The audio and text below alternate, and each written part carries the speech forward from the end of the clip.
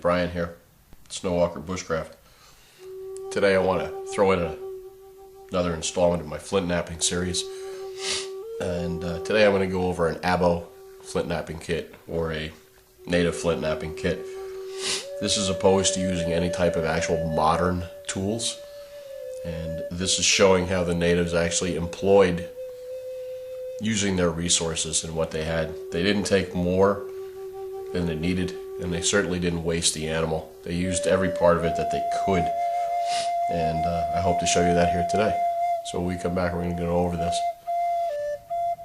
Alright, so we're back, and I want to show you the pieces of the kit. It's relatively simple, and this way you should be able to go out, create yours, and have something to start to work with. I will do a video on a modern kit, but for now we'll concentrate on an Abo kit. So let's start off with this. This is the Antler Billet. It's a very large one. It's very heavy. A lot of mass to it. This is something that you would use for material this big to reduce it down to a smaller size that's more manageable to work with. Okay, this is from a moose antler, and this is essentially the base of the antler right here. Okay, going all the way up. It's been cut. Okay, and then it's been rounded off with a belt sander. And you'll do this with all your other antler billets in your kit. Okay, this one just happens to be from a whitetail. Same thing, this is the base. You take it to a belt sander. You're going to use it to work your piece. Let's say I was working this piece. This is a Susquehanna broadpoint that I did the other day. Okay, it's a common point between the trade routes between Pennsylvania and New York along the Susquehanna River. Okay, let's say I was working a piece and I'd be working this way with it. Okay, you're going to work your edges, you're going to take your flakes off. Another smaller one. Again, this is from the beam into the base of the deer. Okay, into his skull. Same thing, you're going to take it, you're going to round it off with a belt sander. Those would be your antler billets. Something that accomplishes the same feat that you need as the billets are your hammerstones. But your hammerstones serve two purposes. First purpose is, yes, they're going to take material off to create flakes, okay, so that you can reduce your piece, but they're also used as abraders. And we'll talk more about abrading when we get into platforms, because that's where we're going to strike. We're going to use our hammerstones.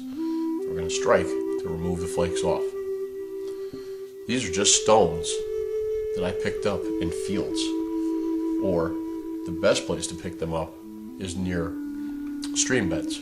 You want to get all the scree that's come down from the glaciers, and you'll have all these nice rocks that have been rounded off by the water hundreds and thousands of years, okay, through the glacial periods to get to that. So that's what you have. All different shapes and sizes. Okay, it's what works for you, what feels comfortable for you. Some rocks are harder than others, and you're going to use a variety of them. This can be used for very small finishing work. Use this as an abrader. For your pressure flaking, I use tines. Okay, these are just antler tines. That's all they are. And what I would do is either one, I'm going to hold my work in my hand like this, okay? And I would use this on a platform, and I would push in and away to remove the flake. Or if I had this and it was laying flat, you could hold it up a little bit and you could press down on it. down. And that's how you would remove a flake through pressure flaking. You're going to need some type of hand pad to protect your hand when you're pressure flaking. You don't want to dig this antler into your hand, and you certainly don't want the flake to go into your hand. And you're going to need a leg pad. And that's your leg pad to help protect there. You can double your leg pad and use it as a hand pad. I like to have them separate. That's it, guys. That's your Abo toolkit. If you had to have 3 items that you were going to take, okay, you're going to take a pressure flaker, you're going to take a billet, at least a hammerstone. That's your bare minimum kit right here if you want to start making points. So that's how simple it is. It's a definite example of how the natives use their resources. They didn't take more than they can use, and they certainly didn't waste the animal. Everything had a function and a purpose. You can see these are tools. So when we come back, I'm going to show you basically where the tools came from and a couple of artifacts to go along with it. Alright guys, we're back. And as I said, I wanted to show you where these tools would come from. Moose antler. There she is. Okay, sorry about that. Okay, all the way down. Got some pretty big tines.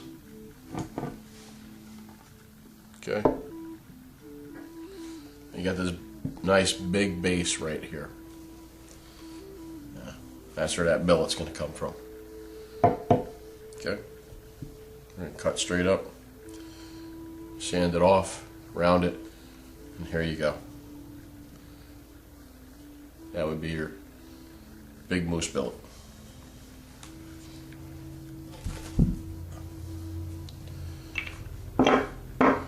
Your smaller whitetail billets are going to come from antlers like these. I can get at least 2 billets out of that single beam right there. Cut that off, and there you have them. There's 1, and there's 2. Probably get another one up out of here, a little smaller one, even down into there. Probably get 4 billets out of that. Here's another one. Same thing. You're going to get a little smaller one out of there, but you'll still have something to make a billet from. That takes care of your billets. In the pressure flaking department, these are just the tines. And as you can see here, there's a nice straight tine right there. There's another tine here.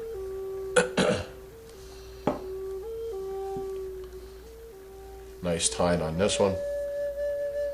And a nice one there.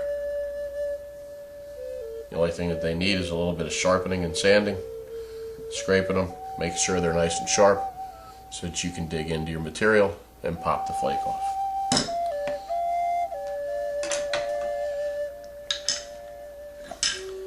Now, here's our hammerstones. Right? They're just stones that I found on the ground near a water source, maybe in a field or something. These are actual hammerstones that are artifacts.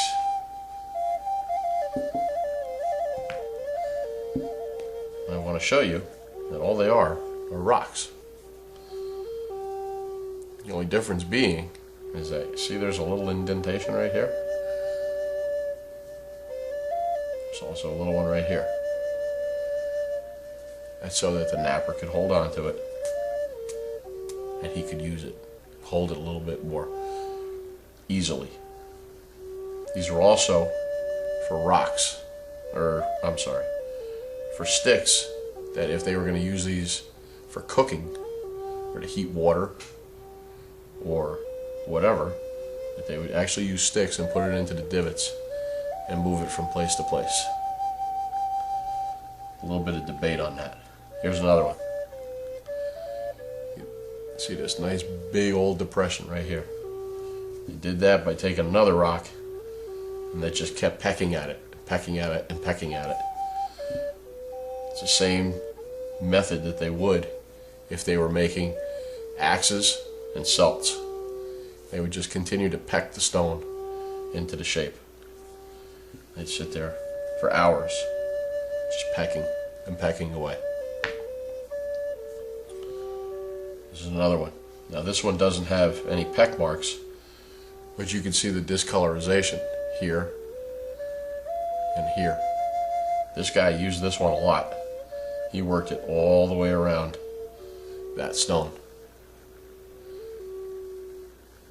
Okay, probably used this as an abrader as well, which is probably why this is smooth, because that's probably what he did with it. Okay, could have used it as a grindstone. Any number of different tools that he could have used that for. This one is the very first hammerstone that I found, and one of the reasons why it is special to me is that the napper that used this stone was a left-handed napper. And why I say that is because this fits so perfectly in my left hand, right to where my fingers are. You can tell that he used it time and time again. It started to rub away, and he started to wear it down, and he started to use this to work this way. I put it in my right hand, it doesn't feel good at all. No matter how I move it around, it's not comfortable. That's what tells me that this is a left-handed napper that used this stone. That's why I'm really happy about this one. But that being said,